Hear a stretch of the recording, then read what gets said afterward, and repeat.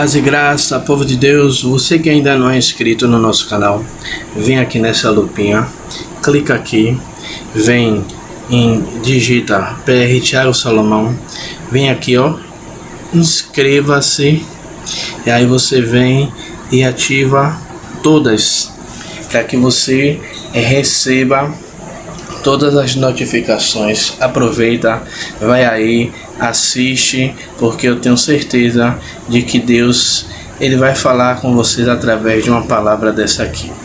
Amém? Que Deus abençoe, forte abraço, tchau, tchau.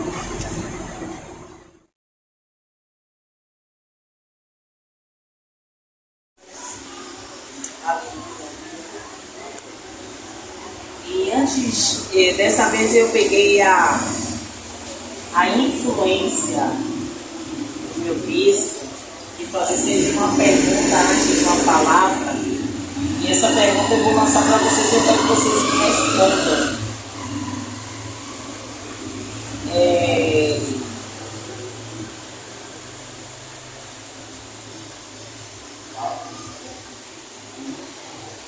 A pergunta fugiu.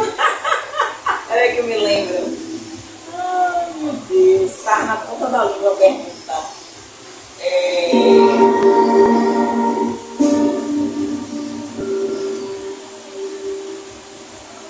Aleluias, aleluias, glória a Deus, Santo Espírito Me de lembre Deus. aí, Pai, em nome de Jesus. O Senhor falou na minha mente essa pergunta, que era para fazer essas coisas, mas amém. Se não é para fazer, eu não vou fazer. Amém. Era uma pergunta, não é engraçada, mas era uma pergunta que ia fazer vocês pensarem, vocês me responderem, e em cima do que vocês me respondem, o Senhor trazer a palavra do Senhor. Você está bem. Vocês se consideram amigos de Jesus? Vocês se consideram amigos de Jesus, Rebouças? Vocês se consideram amigos de Jesus? Você se considera amigo de Jesus?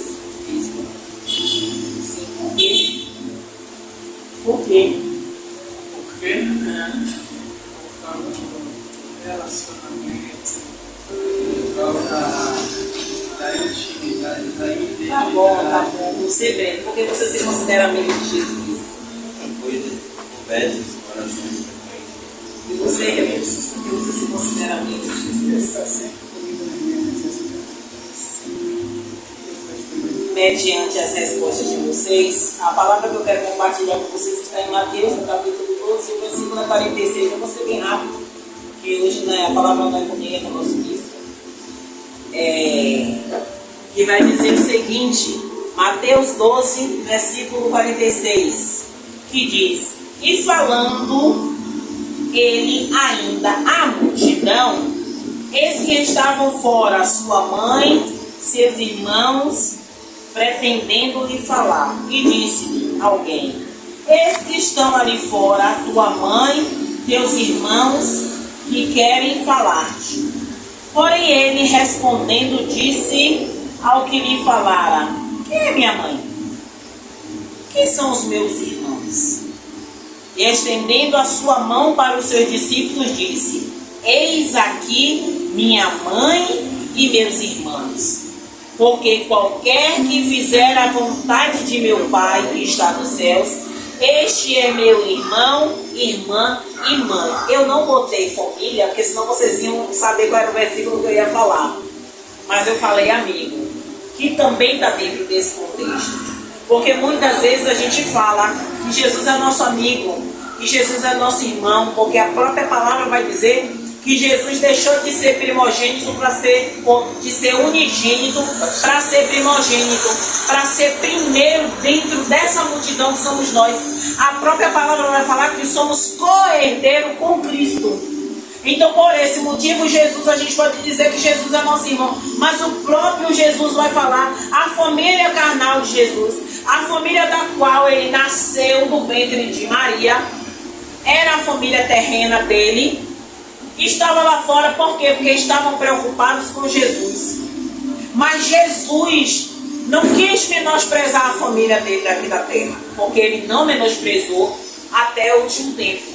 Porque quando Maria estava ali desesperada, chorando, porque ele estava sendo crucificada, Jesus fala para ela: eis aí o seu filho, para que ele pudesse consolá-la, para que ela não se sentisse desamparada mediante aquilo que ela estava vivendo.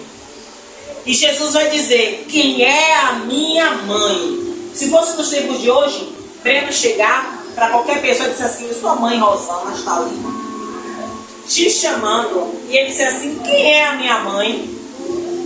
Quem é a minha mãe? Talvez as pessoas poderiam até se ofender a isso. Que ingrato!